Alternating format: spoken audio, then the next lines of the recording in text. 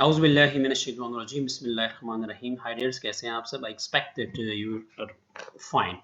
अच्छा, आज का जो टॉपिक है वो बड़ा इंपॉर्टेंट क्वेश्चन है। इवन हर एक इंटरव्यू में एक क्वेश्चन जो है मोस्ट फ्रीक्वेंटली पूछा जाता है कि what is the basic difference between science and arts, क्योंकि कुछ सब्जेक्ट साइंस के होते हैं, कुछ आर्ट्स के होते हैं।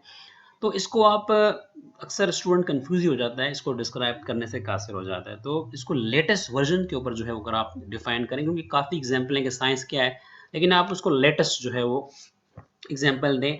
अगर थोड़ा सा आप खूबसूरत बनाना चाहते हैं इसको, तो आप आसान सी डिफिनीशन दे सकते हैं कि anything that can be examined, tested and verified is called science. हर वो चीज़ जिसको आप एग्जामिन कर सकते हैं, जिसको आप टेस्ट कर सकते हैं, जिसकी आप तस्दीक कर सकते हैं, वेरीफाइड कर सकते हैं, आसान भाषा में उसको हम साइंस कहते हैं। इसमें हम मुख्तलिफ जो है वो केमिस्ट्री के एक्सपेरिमेंट कर सकते हैं, फिजिक्स एक्सपेरिमेंट कर सकते हैं, डिफरेंट एक्सपेरिमेंट्स, मेडिकल एक्सपेरिमेंट्स कर सकते हैं। लेकिन चूंकि जो चीज़ इन है वहां से मैं आपको एग्जांपल दूंगा कि साइंस क्या। देखें, अभी जो डीआरएस सिस्टम है, जिसको हम डिजिटल रिव्यू सिस्टम कहते हैं, क्रिकेट में जो बहुत ज़्यादा इन है, ठीक है। पहले तो चूंकि ये नहीं था, इसलिए कि साइंस टेक्नोलॉजी जो थी वो इतनी उरूज पर नहीं थी। चूंकि अब जो है वो टॉप पे है, तो अब जो है वो डीआरएस सिस्टम है, ठीक है। मतलब ये है कि मुख्तलिफ, देखें यहाँ इसको हम अल्ट्रा एज कहते हैं, ठीक है। जब अंपायर जो है उसको फोकस नहीं कर सकता, उसके मतलब बाहर हो जाती है बात जो है उसके माइंड से, तो फिर वो डीआरएस पे अप्लाई करता है। तो वो डिजिटल सिस्टम यानी साइंटिफिक मतलब प्रोसीजर से देखते हैं कि बाल जो है वो बेड से टच होकर जा रही है कि नहीं जा रही।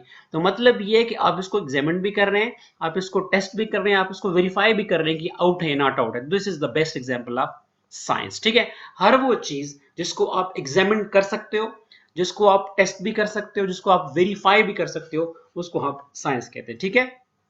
आते हैं लेग बिफोर की तरफ। लेग बिफोर विकेट जब अंपायर के मतलब उससे आउट ऑफ नॉलेज हो जाती है, उसे समझ नहीं आती, वो कंफ्यूज होता है कि मैं क्या करूं, तो डेफिनेटली वो थर्ड अंपायर को डीआरएस का रेफरेंस देता है।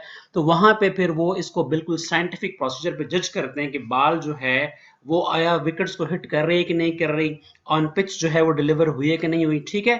तो ये तमाम चीजें साइंटिफिकली जो है, मतलब उसके बाद हम उसको वेरीफाइड करते हैं कि आउट है या फिर नॉट आउट है। तो ये साइंस की बेहतरीन मिसाल है। जबकि आर्ट को आप एग्जामिन नहीं कर सकते, आर्ट को आप टेस्ट नहीं कर सकते, उसको आप वेरीफाई नहीं कर सकते। While art is another thing that can B acquired by experience और स्टडी। ये एक्सपीरियंस से आता है, स्टडी से आता है, साइंस से बिल्कुल हटके। देखें, आप शाइनवान को ले लें। शाइनवान जिस तरह बॉलिंग करता था, एग्जैक्टली उन्हीं फिंगर्स को जो है वो फॉलो करते हुए, और स्पिनर भी बॉल करते हैं, लेकिन उनकी बॉल उस तरह मूव नहीं होती। दैट्स व्हाई वो आर्ट है उसके पास। मेरी बात समझ आइए। नमक मंडी में लोग क्यों जाते हैं? वहां हर जगह जो है वो छोटा गोश्त जो है वो आपको मतलब जो है वो फ्राई करके देते हैं, ठीक है। लेकिन नमक मंडी वालों के पास आर्ट है। क्या है? तो ये आर्ट है। लता मंगेशकर के पास क्या था? उसके पास तो कोई साइंस नहीं थी, लेकिन उसकी आवाज में एक आर्ट था।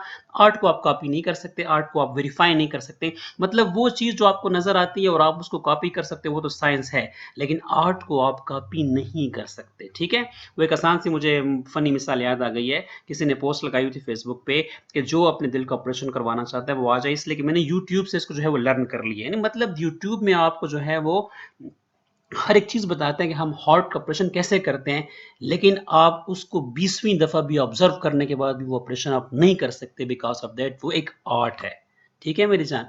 तो साइंस और आर्ट्स में जो डिफरेंस था, मैंने आपको लेटेस्ट जो है वो एग्जांपल से बता दिया। आई एक्सपेक्ट कि आपको जो है वो समझ आई होगी। इंशाल्लाह नेक्स्ट वीडियो में दोबारा मुलाकात होगी। अस्सलाम वालेकुम।